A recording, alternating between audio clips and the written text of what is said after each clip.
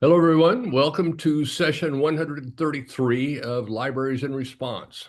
And we have a special guest today, Kaiser Kuo, and we're going to talk about China, the continued rise of China, and the various things that represents in geopolitics and just the world at large. And we'll just see where this goes. Sounds good. Great. Welcome, Kaiser. I'll get to a kind of a more of an introduction in a moment here.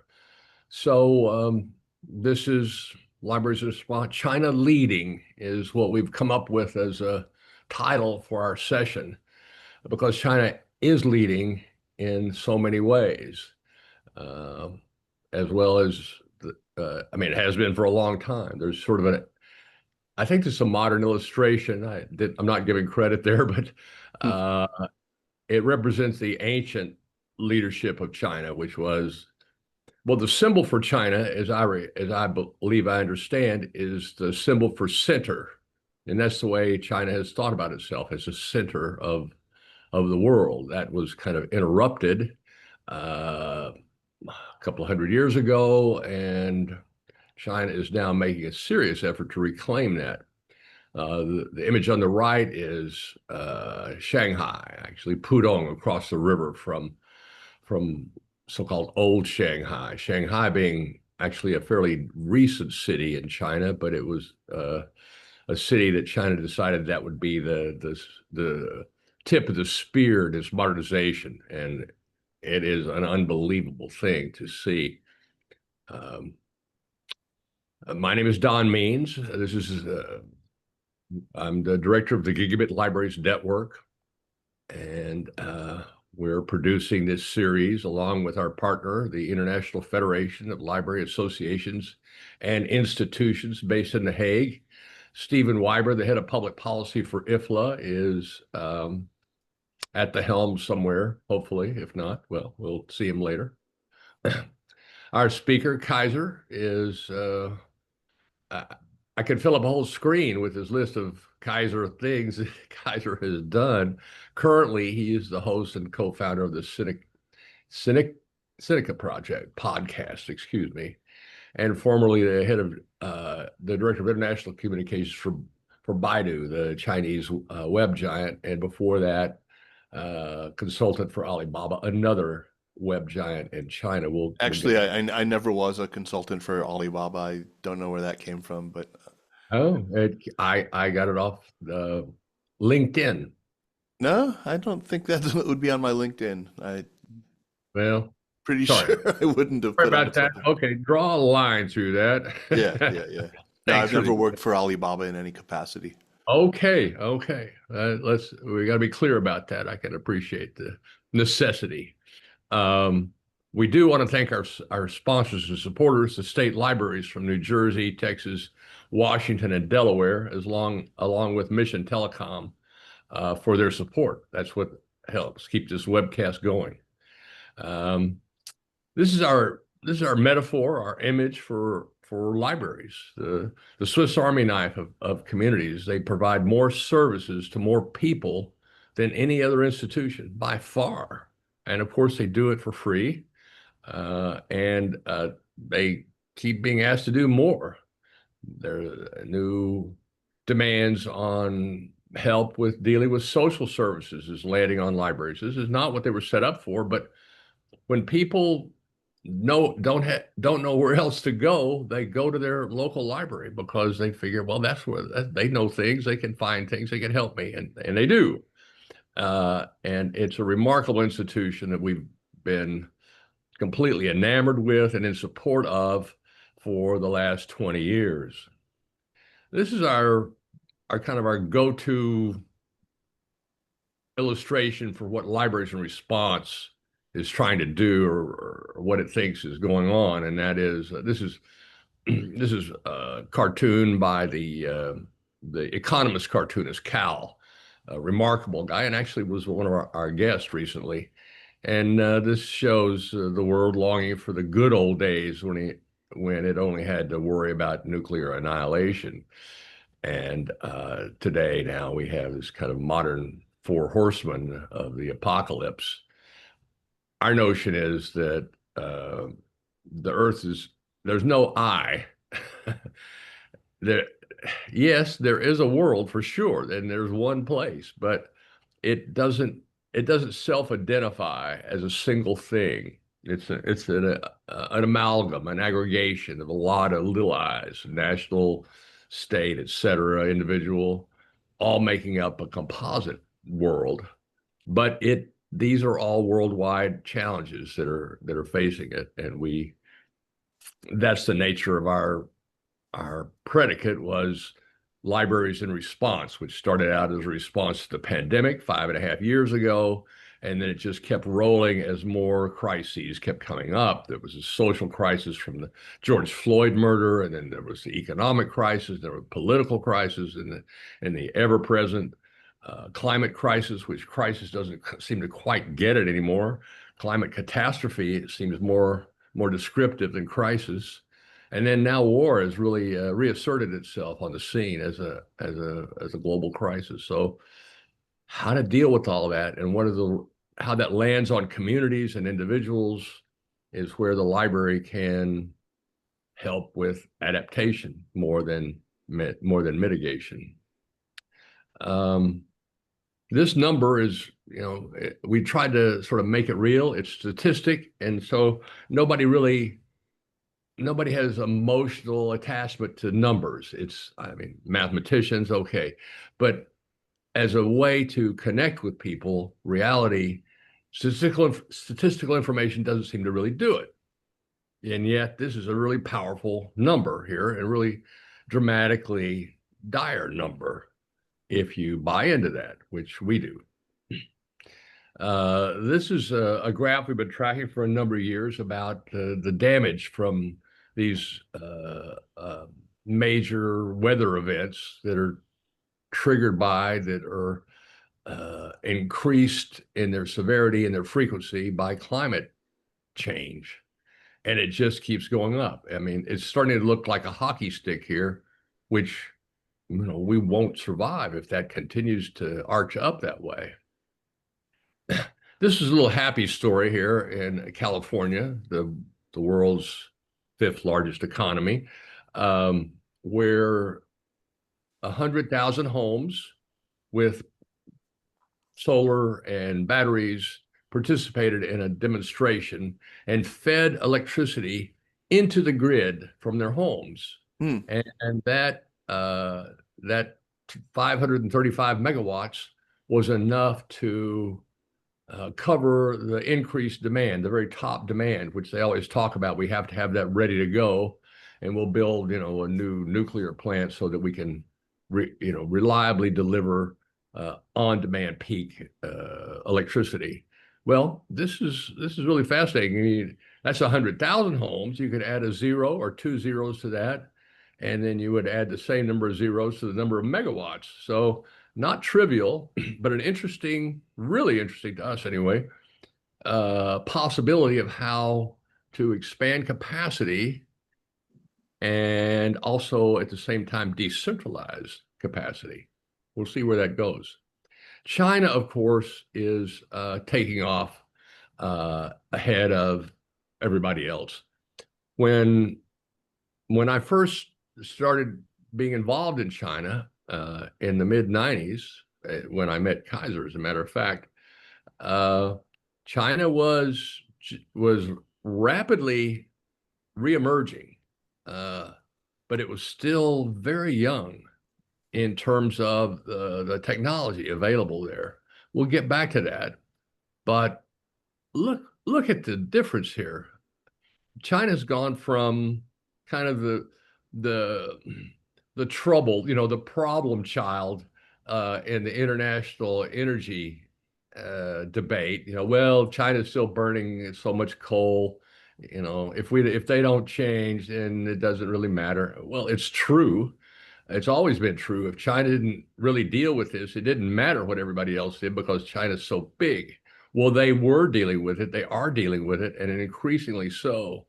And already they've gone from, a trailer or a huge contributor. They're still a huge contributor along with the US, but now they are by far the leader in renewables. There's your comparative graph right there in terms of, I believe those are gigawatts. Yeah. So look at that, just massive. They're more than everybody else combined, more than the rest of the world combined by, it looks like I would just estimate a factor of 2 or 3. So impressive. They've added 278 gigawatts of new solar capacity and almost 80 gigawatts of wind capacity just last year. So it's super impressive. This is this is kind of to kind of get to the geopolitical side of this. Uh, that China has uh, overtaken Europe and US in such a way that it is causing imbalance, shall we say, in the global economy, or certainly in the economies of the US and Europe. Increasing reliance on China may offer the cheapest, most efficient route to sustainability, meeting our decarbonization targets. But China's state-sponsored competition also represents a threat to our productive, clean, and automotive industries. So, yeah, I mean, China is massively producing electric vehicles to the extent, maybe overproducing, to the extent that they're creating vehicles which are, 10, 15, $20,000 for a new, well-built automobile. Well, this is really disruptive to the economics of the car building industry, which is, of course, a massive industry worldwide, and certainly for the Western powers. So, how do you balance? Well, yes, that's good for everything, but it's not good for specific parts of the economy. And so this is a dilemma that the Western powers are wrestling with. This is our guest in our prior session. Stephen Heinz is the president and CEO of the Rockefeller Brothers Fund, and was on and talking about China and the challenge to the international system and the need for reform. It's really a kind of an impossible thing, and yet it's necessary. He points to the EU as one of the greatest examples of national sovereignties being merged, subsumed to each other for a common goal. And we agree, it's a remarkable thing given the history of European countries and their diversity and all the animosity over the centuries. But can we do that on a global scale? It remains to be seen. And Stephen also made the point.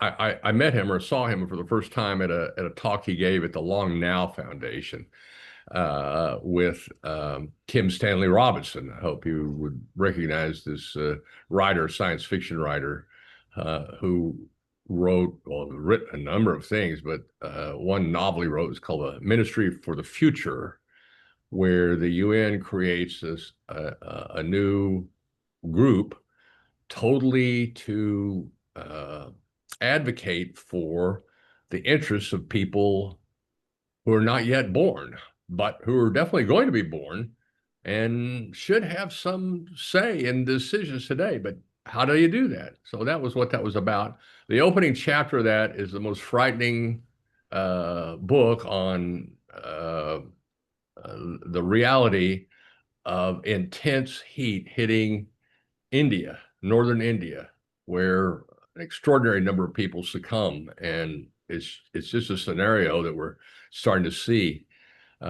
We've always thought that Death Valley in the U.S. is the hottest place on Earth, but we just learned a couple of weeks ago that they could see from space there were 2 other places that were remarkably hotter. I think the Death Valley record is somewhere around 130 degrees Fahrenheit, and then they saw that temperatures on the surface in somewhere in Iran and also in northern Mexico had hit 176 degrees Fahrenheit. Well, I mean, this is totally unsurvivable, and it's urgent. I mean, it's beyond urgent, and yet we're paralyzed because we just see the world today. And this is a question I kind of want to open with Kaiser about the system for this built up all this amazing stuff that we have, and which I would describe it as democratic capitalism. This has been the system and the balance of democracy and capitalism together, which are not natural partners, but kind of forced together in a balance through law to create an engine of innovation and prosperity that have lifted the world into a completely new realm, but which are both driven by very short-term thinking. I mean, uh, democratic processes are necessarily short-term. It's the next election is coming up, and capitalists are absolutely focused on the next quarter and building up the value of shareholders. So these are that's right. not natural partners, but they have been melded together in such a way that historically they've been really beneficial, even as they have ignored things like the disasters, the many environmental problems that have been side effects of that. So our question is, has democratic capitalism failed? And with that, Kaiser, with that modest little question, we'll stop the screen share and welcome you. I apologize about the mix-up on your affiliations, and I don't know how to redo that, but Not a problem at all. Don't worry about it. okay, great, thank you. Well, it's great to see you again. Kaiser and I met about 30 years, almost exactly 30 years ago in China. I was starting a venture there to basically bring technology to help, be a part of bringing technology to China. At the time, there was nothing in China. There was no internet. And yet, at that very moment, the internet was exploding here in the US. And it's analogous to kind of the current explosion of technology. But China had like one 250K link to Germany or something like that. It was just remarkable. But there was instant recognition of the power of this new thing, and everybody that we met wanted it. And so that was kind of what this business was built on, was trying to bring technologies and services to China.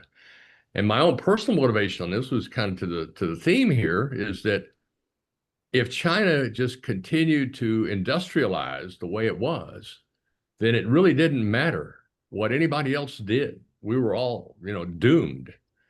And so unless China could leap over this industrial model with a kind of a new information economy, then nothing else really mattered. So it just seemed like an opportunity to help out a little bit, and of course experience China, which was booming at the time.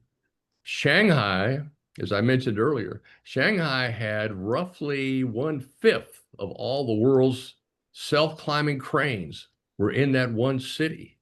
Roughly 7,000, I believe it was. Uh, but a fifth of all of the world's total in one city. And those are large projects. It was just exploding everywhere. I would go back every few months. There would be a new bridge over the Wampo, or a new tunnel underneath, a new skyscraper coming up. It was just explosive, and there was just no stopping this engine of development. and nothing really has slowed it down. So it's a fascinating story, and it's difficult that people in the West can't really see China. There's a headline story, but you know, it's hard to get any sense of that. So, Kaiser, the system is very different in China in terms of the economic system. It's a centrally planned economy, and that has set up a global conversation about whether or not the system of central control, central planning, uh, that exists in China, that seems to be doing so well, so prosperous, and also satisfying the demands of the environment to a degree that no one else is matching, and the apparently dysfunctional system that's brought us here, but now seems completely incapable of dealing with the reality that we have today. So this is what a lot of people are wrestling with. I just wondered if we could start with that, and if you have any thoughts on these systems and what might actually come about. I do have lots of thoughts. I have lots of thoughts on so many of the things that you brought up in this excellent introduction, including, your discussion of the unnatural shotgun marriage between capitalism and democracy and the sort of short-sightedness of both of them. And I think that just even that remark, I would set off a lot of people who see them not as an unnatural pairing at all, but as, in fact, the sort of norm and form that ought to be for the world. There's this, I think, a long-standing belief that's a pillar of American exceptionalism, this idea that capitalism and democracy are a very natural and necessary pairing, that it's impossible, in fact, to have the one without the other, which I think China is, living testimony to the fact that that is simply not true. And that's one of the many sort of assaults on pillars of American exceptionalist thinking that China represents. I think the this long discussion about climate change is maybe the perfect analogy for understanding the American failing, the Western failing to reckon with China as it is. This is something that I think any objective, any fair-minded observation should make us, understand just the full impact of it. We have lived with global warming for a very, very long time now. We've started to recognize it, I think, intensely as early as the 1970s and the 1980s. And I think by the 1990s, we should have been fully aware of it. But the response to it has been slow. It's been terrible, even among people who do ostensibly recognize it. And that's not all of us. There are, in fact, political forces, the ones in power right now in America, who simply deny it as a reality and who are working athwart it, who are saying drill baby drill, who are doing their best to stymie the rollout of electric vehicles and the infrastructure necessary to support them, who are trying to stymie wind power, who are actually shutting down offshore wind projects that are nearly complete at enormous expense. It's really frightening to look at right now. This is a perfect, I think, analogy for understanding China. We are also in a state of denial. We're also in this very puzzling state.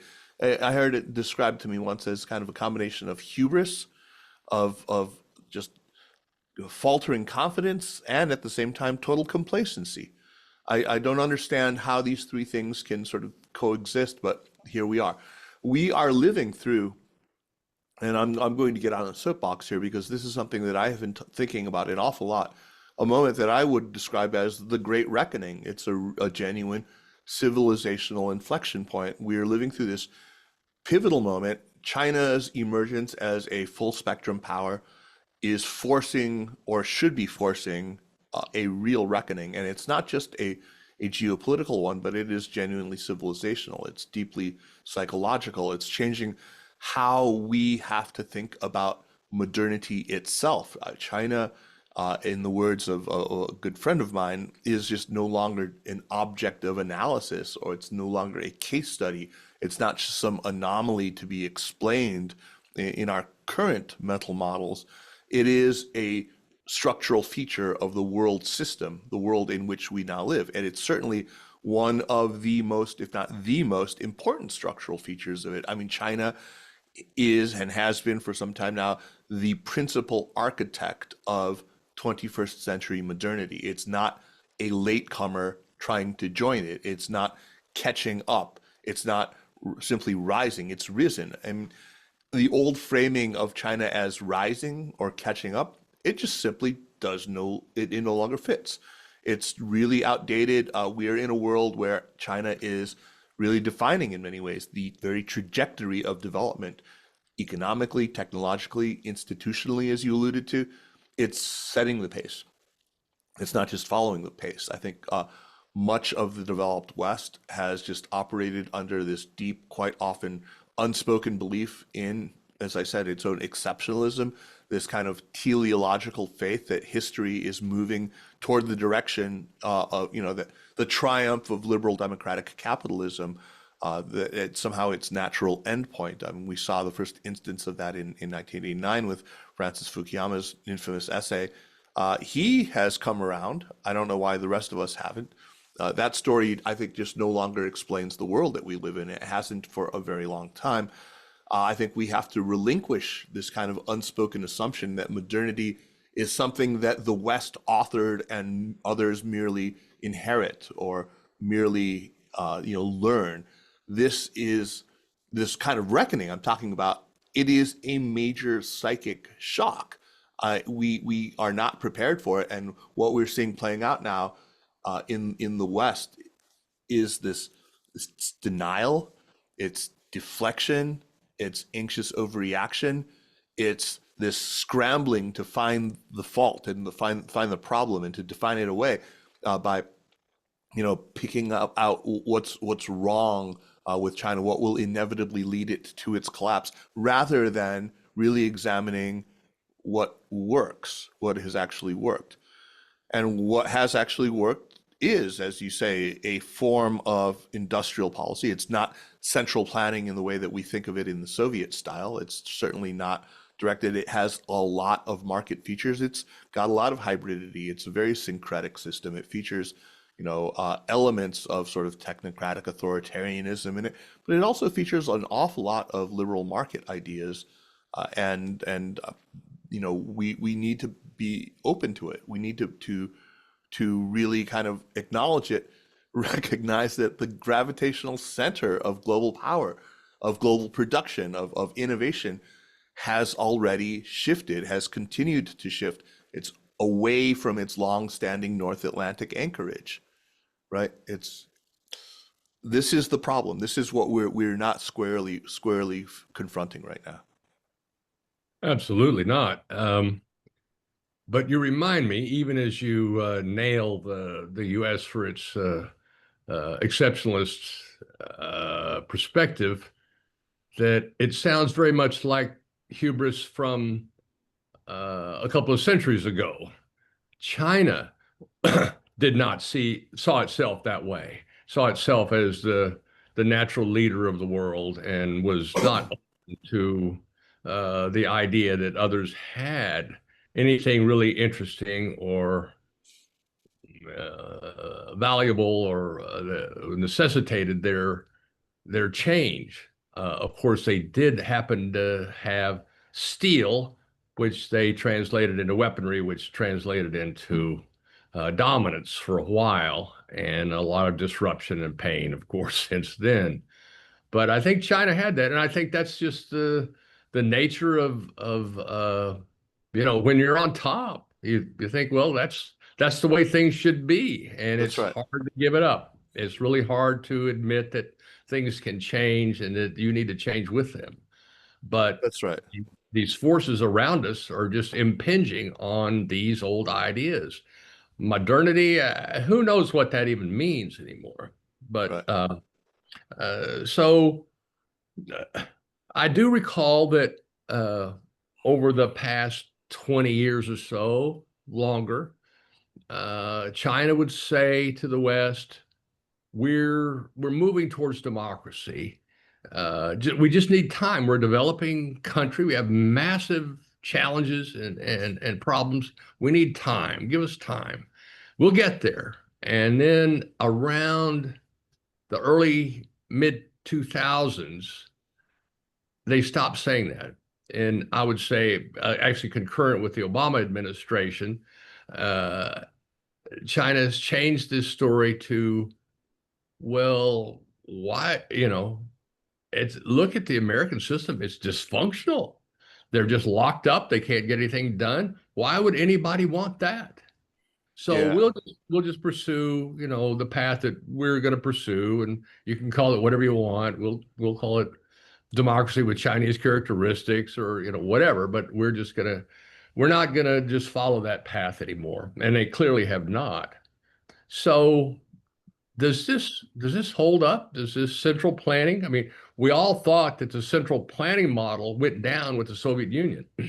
China Well, I has, mean, however, China's never had a Soviet-style central. Well, I mean, not for a very, very long time. I mean, the thing that we're talking about, the object of analysis here, is China in the reform and opening period, right? So this is China, 1979 and on. And no, it shares very little in common with old Soviet-style central planning. There's been a deliberate introduction of market forces into it.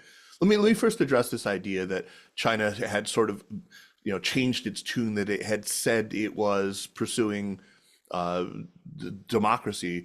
I don't recall the Chinese leadership ever saying anything remotely like that. I was saying, sure, give us time for sure, but not in the sense that we will then, will move toward the implementation of an American style electoral democratic system. I don't think that was ever on offer, ever promised, ever even implied. No, China has always seen it, its own path toward modernity would have to be a different one, politically, economically, but certainly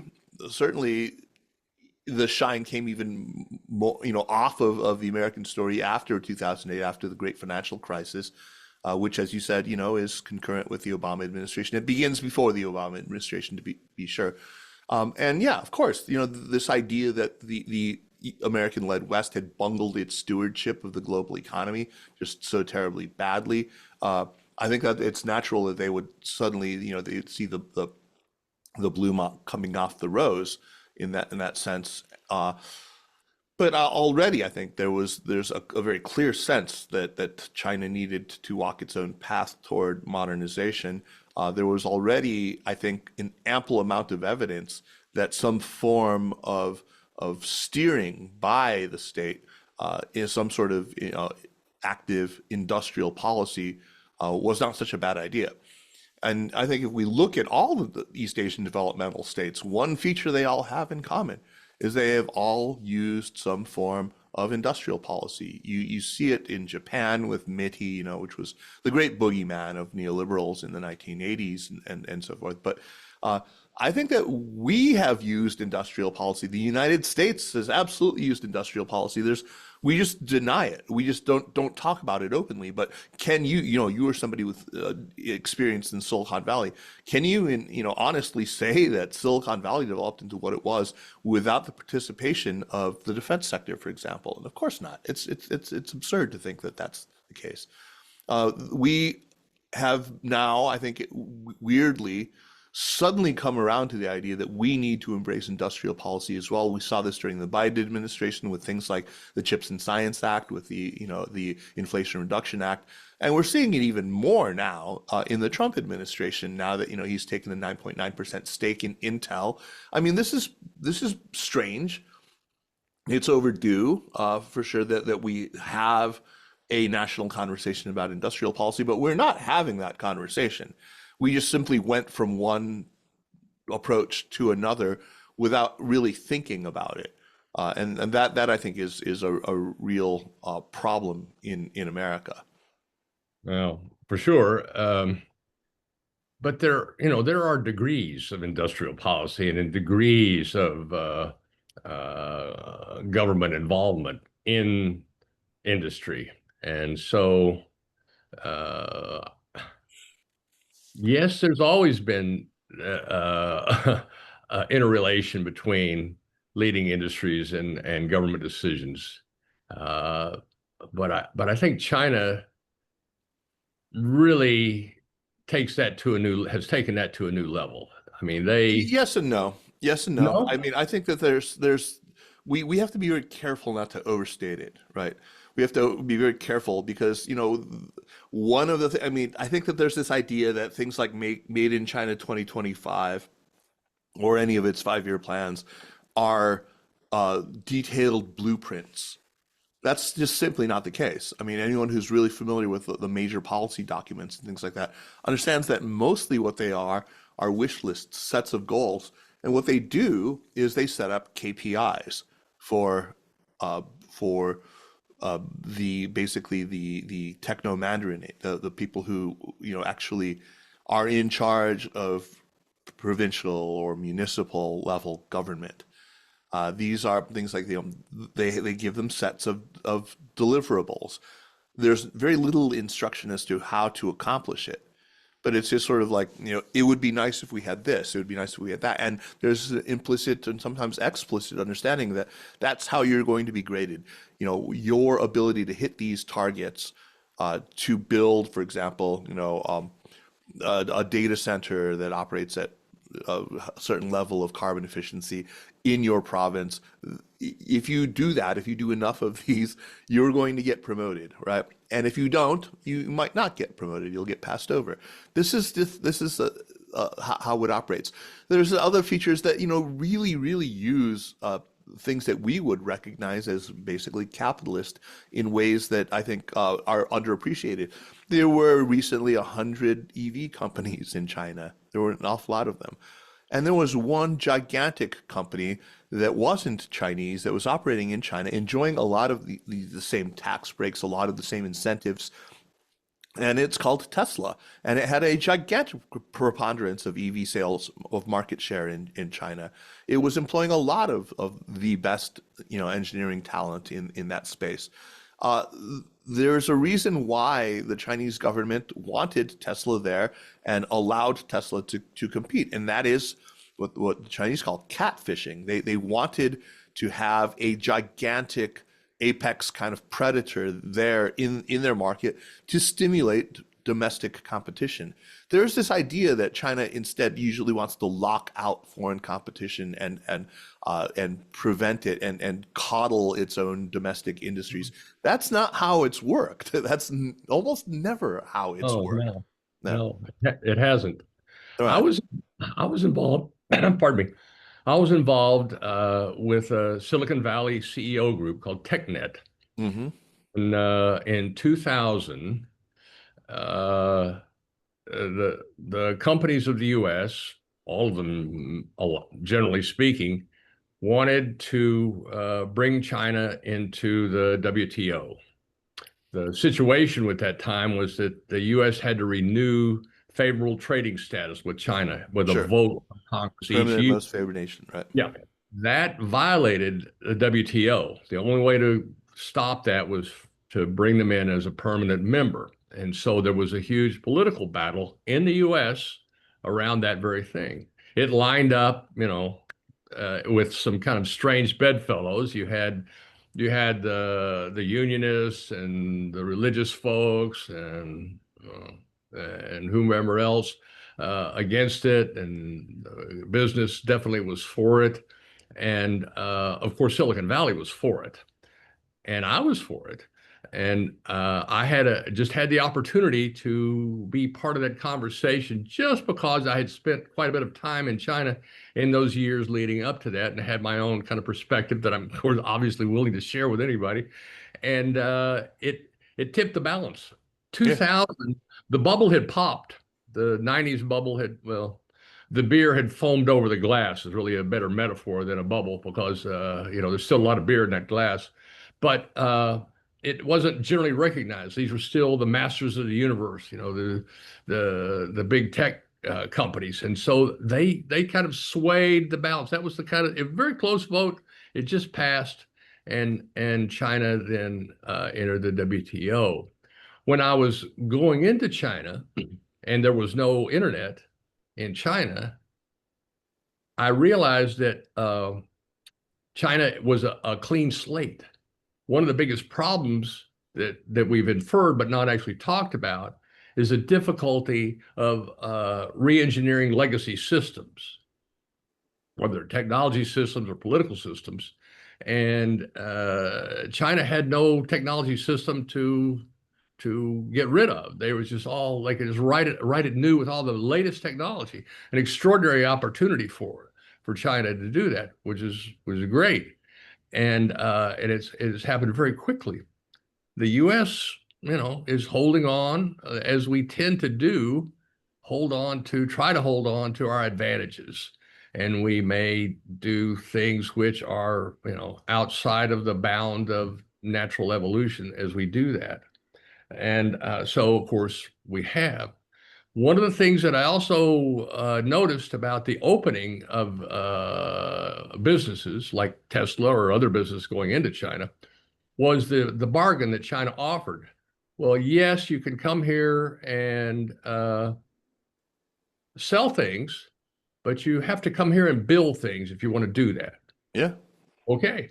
All right. Well, we're here. And so you also need a Chinese partner, and you'll teach them everything you know about your processes and so forth. So that was a kind of a technology transfer, it seemed to me, that really accelerated things. And then once the Chinese companies had, kind of the way it works, they didn't really need the partnership as much anymore, and they opened competing ventures, if they ever did. I mean, the the web companies were never really allowed in, right? I mean, That's not true. They were. I mean, in fact, all of them were all Illuminate me. there in ways. They faced de facto restrictions because they had to conform with China's very strict internet censorship policies. They had to register. Anyone who operated a website had to have an internet content provider license. So yeah, there were regulations, but Google was there, Facebook was there, and uh, Microsoft was certainly there, and everyone was there, and some of them had very, very large footprints. In fact, some of them were market leaders in their categories early on. Well, thank you for enlightening me. But I mean, yeah, I Enlighten. mean, to your point about technology transfer, why wouldn't you do that? I mean, why When you would you, if you are in a position where you have, the lure of market access, why wouldn't you dangle that? Why wouldn't you expect something in return? I think it's Absolutely. it's foolish. It would have been foolish for them not to, and to remain utterly dependent on they must look around the world today, and they see, for example, a market like Europe, where there are simply no major internet providers. There are no major internet companies that come out of Europe. I mean, Uh, Spotify is about as close as you can get to a major European internet company. Uh, they would rather look at countries like South Korea, where they actually do have major domestic internet companies. There's I don't know. To me, this is often sold as some sort of sinister approach that China took. I actually champion the United States to do the same thing right now. I mean, why couldn't you just put the shoe on the other foot when it comes to, for example, battery technology? I think that there's I think a lot of appetite among Chinese battery makers or among EV makers to set up shop either in the near abroad, in Mexico, or in the United States itself. And I think they would knuckle under as well. They would be willing to transfer technology. There's plenty of appetite for that. Why wouldn't we do the same thing now? exactly. What I was at an Internet Governance Forum uh, meeting in Paris several years ago. The Internet Governance IGF is the kind of an annual coming together of all the interests of the internet, which, as everyone should be aware, has no central controls. Nobody Right. owns it. It's a big collaboration of cooperative interests. So that like, but that's the converse. That's the central point where these conversations happen in aggregate on what's new with the internet, how do we deal with these things, and the president of France, Macron, he was president at the time, he comes on to to kind of deliver the introductory speech. And he says he says there of the 10 largest internet companies, they're all in the U.S. or China. That's right. None are in the U.S. None are in the None are in EU. Europe, right? He says the EU is strong in regulation. Right. So that's that's kind of one of the things that's going on right now is how to regulate something that no one actually can decide centrally about, but only through the sort of aggregated trade and swap kind of conversation. And maybe we can get into AI a little bit since it's so topical and it is sort of a leading edge of technology, which seems to have an echo of the 90s phenomena of an explosion from technology and the over exuberance that goes with that is what we're now experiencing. The EU has made probably the only serious effort to restrain this technology, at least in the West. And In the West, I mean, I think it's good that you said that you added that because China West. is well ahead in terms of its efforts to regulate AI. So, where do you, what's your overall take on AI? Do you think this is like a real deal? Do you think it's really, really a big deal, or it's just kind of a distraction? Or these data centers really that seem to be in the service of AI, are they really just kind of cloud cloud services that AI are not? That's reminiscent of the 90s boom, which everybody was focused on these dot-com bubble, explosive small companies suddenly being worth these massive amount. It was really a telecom boom, Yeah, and yeah, massive amounts of fiber were being laid all over the planet that's in right. kind of anticipation that something really powerful was happening, whether it was a dot com or not. It was that, and that was a much bigger economic phenomena than the so-called dot coms. I'm wondering if that's sort of what we're seeing right now. Is that Yeah. let's move everything onto the cloud, and these few companies will then do the business for all No, of I us. think your instinct is absolutely correct that it's going to be, the analogy of the plumbing right now, that it's ultimately more important. It's not going to be AI chatbots. That is not going to be the thing that's absolutely transformative. Although that, I wouldn't undersell that either. It's massively important. I mean, these are things that I use every day, that I have become quite reliant on in a lot of things in my daily life. I think that it's a marvel. I think that anyone who isn't sitting sort of in awe of the ability of some of these things, the capabilities of some things, is just missing the picture. But we have to we have to be careful. We shouldn't oversell it either. There is, I think, we haven't seen, exactly how AI is going to get used to transform the enterprise. It's going because we're really only at the beginning of that. There's been so much focus on the sort of shiny stuff that we can, as consumers, just see really visibly. But I think it's going to be genuinely transformative. There's no question about it. Now, will we overbuild data centers? Will we find just, be massively inefficient about it? At first, absolutely, we will. We will be. We always are. But I think that this isn't going away. There isn't going to just like the internet bubble didn't go away because we all sniggered at pets.com, right? That didn't end the internet. It continues to have a massively transformative impact on all of our lives, for better and for worse. So too with AI. We're at the beginning of this story. It's a very, very beginning of this story. I mean, it's way too soon to make cynical sort of pronouncements on bubbles and whatnot. The beer is at the rim for sure. It may be spilling over, but like you said, I love that analogy. There's still a lot of beer in that mug. Yeah, yeah. It's uh it's Well, hard. let me add one thing Go to ahead. that, Go and ahead. then that is that, just the other day, China released what it called its AI Plus plan. It Okay. put it out in for public comment, and this is something that we've seen this show before. China has done this. It had, in beginning in the late 90s and through the 2000s, this program called informatization, a sort of weird new neologism, informatization, where, it tried to sort of bring the digital revolution into industry. Uh, and it looked clumsy. It had a lot of false starts, but in the end, there's an awful lot of digital integration in Chinese industry. Then with Internet Plus, what it called Internet Plus, it tried to do the same thing, just sort of getting everyone on the page with internet, and especially with mobile internet. Again, a lot of poo-pooing initially, but look now, is there there's not a mom and pop shop anywhere that doesn't accept mobile payments, whose books aren't completely kept in digital records. It's absolutely transformative.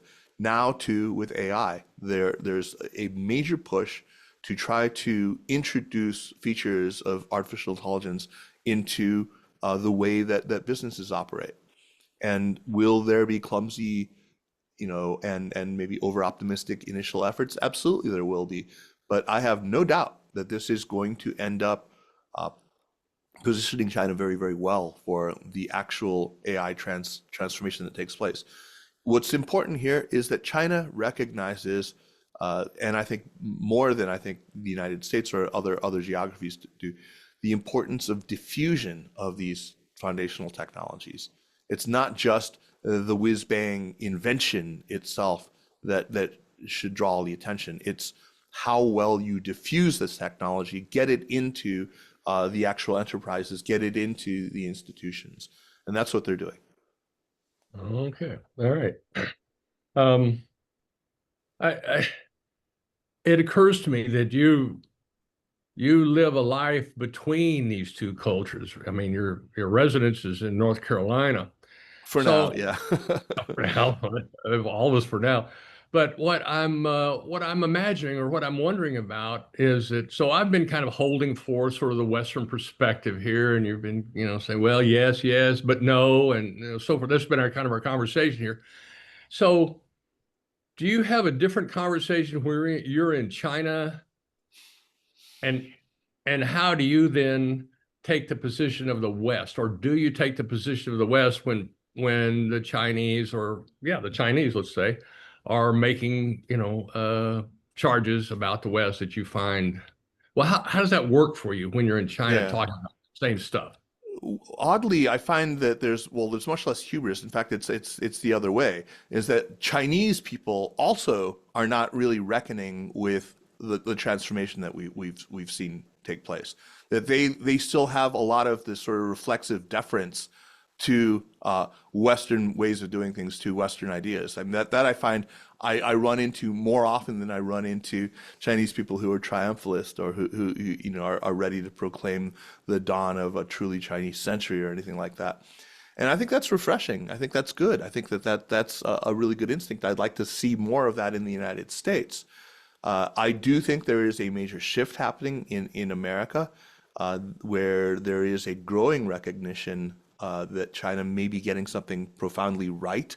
And part of that is push, part of it is just the exhaustion, the frustration at our own political system, and especially under the reign of Donald Trump. It's been I think happening. You can see it in the opinion polling on China.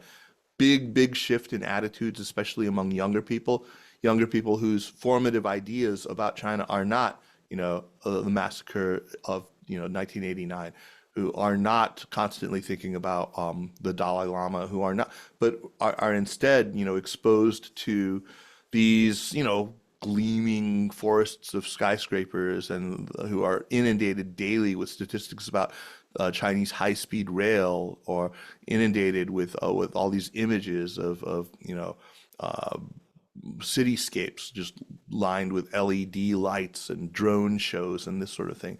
It's a big difference. There's a very big vibe shift happening And I think that's what I really hope that that does is not, kind of generate despondency in America or anything like that, but, that it really does kind of force a reckoning. A reckoning indeed. Well, we're headed for that. Whatever political system you want to talk about, there's a superseding environmental reality that's just impinging itself on it. So, do you think the sort of the Chinese system will, I mean, for China itself, I would have to say it looks like just a beautiful strategy Flawed, but yeah, yeah, let unbalanced. me Yeah, just sure. just fully embrace, sustainability as an economic policy for all that because it's profitable. And then also to share it as they're doing with, especially with the developing world, who Yeah. also wants electrification. They're getting all this is a wonderful soft power strategy. So it looks like it's a big double win for China for its system. I mean, they're not talking about their system. They're talking about these tangible technologies, and they're talking about the tangible technology they're sharing and using for all this benefit. Do you do you see that being part of the what system is going to actually pull us out of this nosedive that we're in? No, I completely agree with you about, I mean, I think that what China is doing right now, it is deliberately shifting gears. It is putting itself on an entirely new footing, which is one that is dependent on renewable energy. You talked a little bit about the amount of capacity. You showed some really interesting graphs about the amount of renewable energy capacity that China is laying down every year. It's effectively doubled the global amount of renewable every year for now. That this will be the third year that it's done so. There are people who now argue that actually carbon emissions in China have peaked. They've been saying that they would do this before 2030. It's 2025 now, so 5 years earlier. I'm not absolutely convinced of that yet. I think there's some anomalies at play here, but there's no question that they are dedicated to this. And I mean, a sort of simplistic analysis, they understand that sort of world economic and sort of civilizational dominance has been determined by who controls the form of energy that is, current in the world. That in the age of wind, the Dutch with their, you know, not just the windmills that we think of, but also, sailing ships. They were the great power of the age of wind. That, the English in the age of coal, the first major industrial revolution, that they dominated. The Americans, of course, in the age of petroleum, and now China in this age of renewable energy, of wind and solar. There's no question to me at all that this kind of informs their thinking, and I don't think they're wrong in that regard. The historical analogy may be very silly, but the No, it idea, did. yeah, the idea that uh, renewables is the way to go.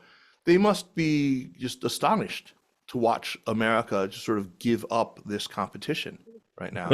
I mean, it must be just it, gobsmacking to them to Yes, watch me this happen. too. Me I am absolutely, I'm horrified by it and ashamed. But I think, we're not out of the fight. I think that there's still a possibility that we will come to our senses on this issue. But meanwhile, China is going to continue to grow its lead. this may be the upside. A lot of us are looking and grasping for hope, signs of hope, and where we might find it is that this current administration, I'll put it that way to avoid uh, naming anybody, uh, seems determined to do exactly the opposite of what is needed and called for. But it Yeah, is it breaks everything up. It creates a possibility of creating something new. I mean, right. That's as much as the positive, programs under Biden, I think he did, more than anybody before, really good, but it was still insufficient to actually address the scale of the challenge that we're all facing. and it was only kind of, and it's like the COP, all these goals and so forth, they have just not come close to actually addressing the scale of the problem. Yeah. So perhaps this breakup creates an opening for some kind of something new to come in. As I say, grasping is the word I'm looking Yeah, for. yeah, it's grasping. I mean, it sounds a little bit to me like, celebrating that the alcoholic has hit bottom, right? They're finally, truly living on the streets and eating out of dumpsters, and truly, their liver is almost completely gone. I don't know that that's cause to celebrate at all.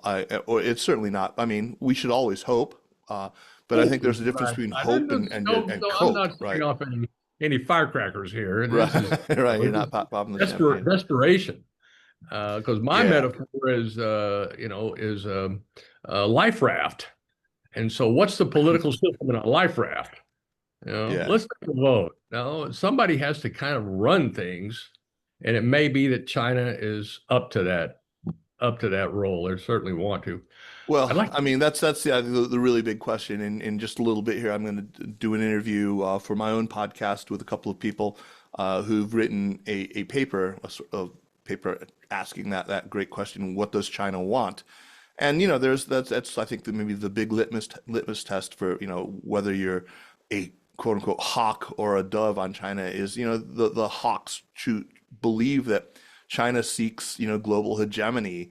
Uh, I absolutely do not believe that. I don't think that China is looking for that at all. I mean, I think that just this habit of appending with Chinese characteristics to the end of everything suggests to me that they're not all that interested. They don't believe their ideas to have total global salience.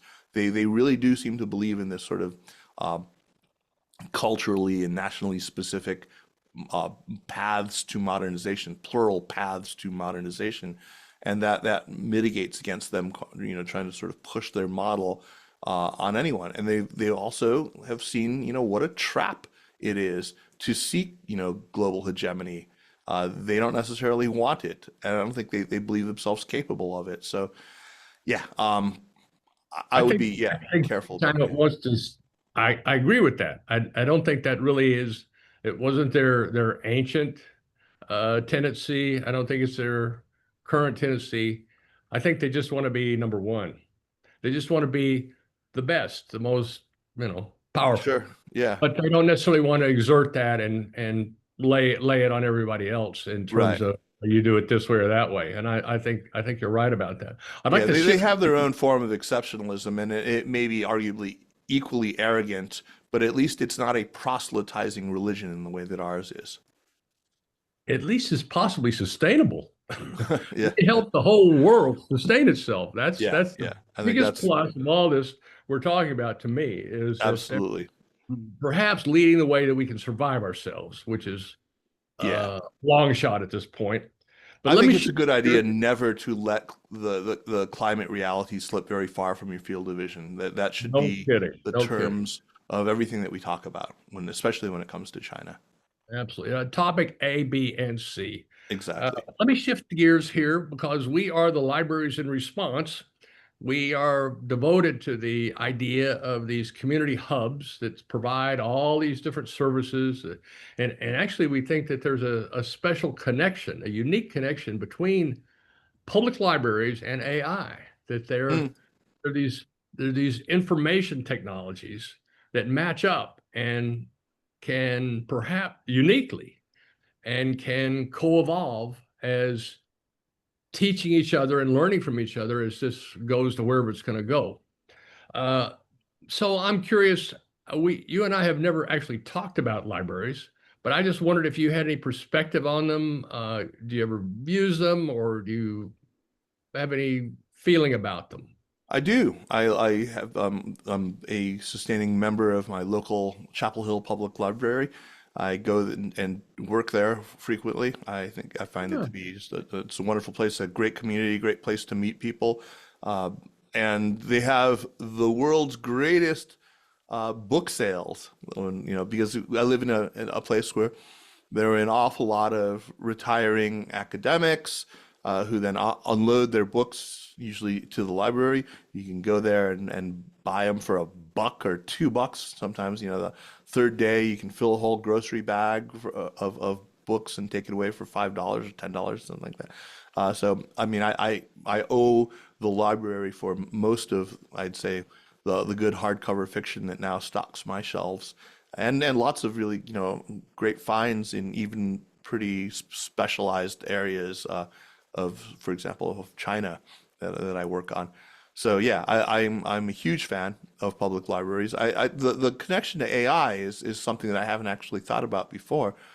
But I think that what you're, listening to you describe the mission of your organization, I think it's wonderful. It's really I show me where to sign up.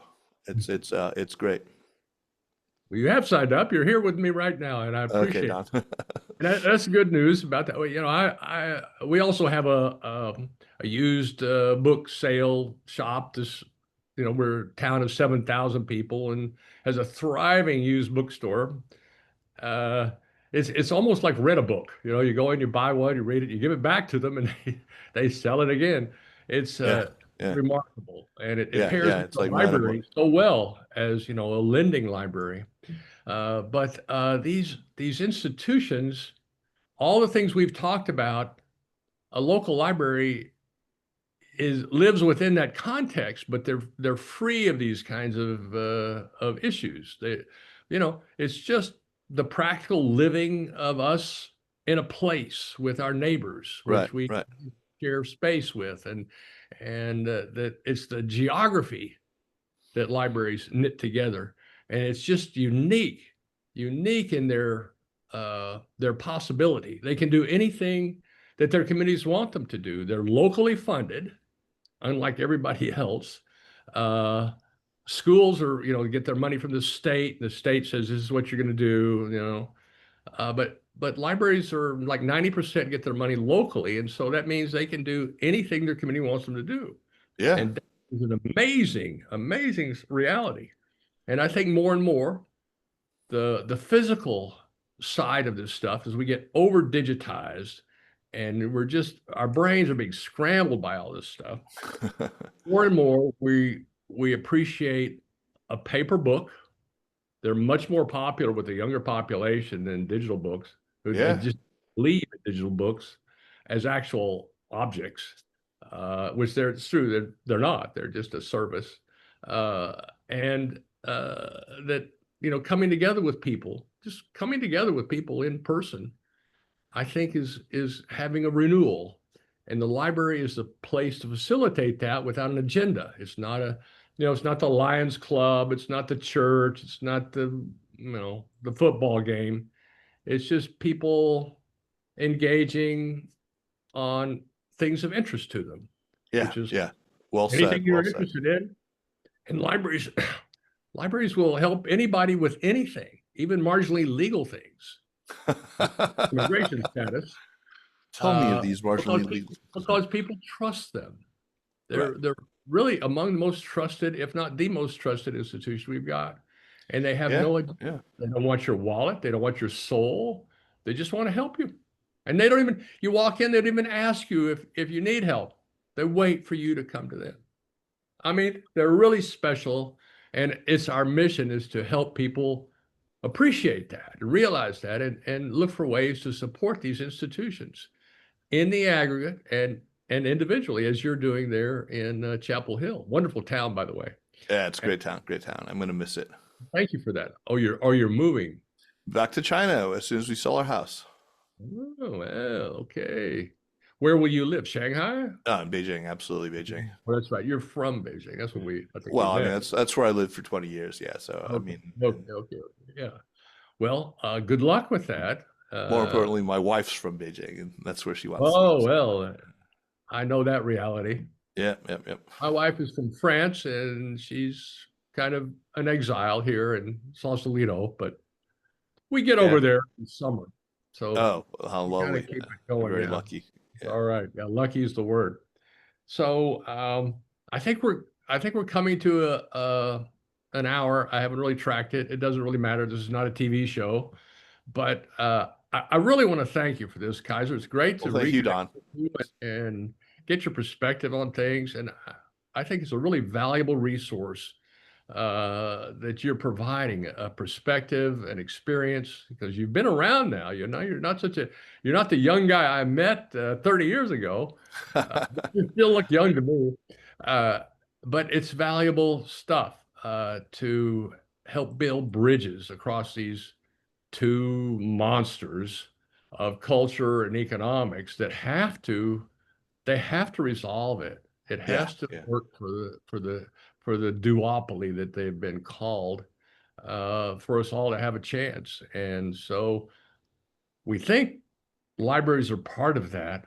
It has never come up in the conversation, at the UN about how we can get the U.S. and China to work together. Well, their libraries can work together, but it's a layer of a kind of a diplomacy that we think is untapped. Hmm. Uh, those are community to community kind of scale. And so the think global, act local really applies. Yeah. And libraries live that. And thank you for your good words about them. So what I'd like to do is offer you opportunity to make a closing statement about whatever you'd like to make a closing statement about, and we'll call that a session. Well, I mean, I would love to be able to connect it somehow to libraries, but instead, what I'll say is I think that I urge people to try to set aside the natural tendency to look for the downsides and to look for, I mean, and to just sort of face squarely what China is, set aside your prejudices, and I'm not asking you to embrace some sort of ridiculous, rosy, Pollyannish view of what China is. Look at it, warts and all, but please think about how, do that reckoning. Just force yourself to contemplate what it is that China may be getting right. Set aside prejudices and think seriously about your own media diet. Approach this with humility. Approach it with kind of a holistic attitude. Look at China through other lenses other than just national security and great power competition, and really think about the profundity, the impact that it's going to have on the future, and learn from it. Amen, brother. All right, Don. Thank you so much. Oh, Really enjoyed talking to you. all right. It's great to have you. All right. You have a good day and a great week.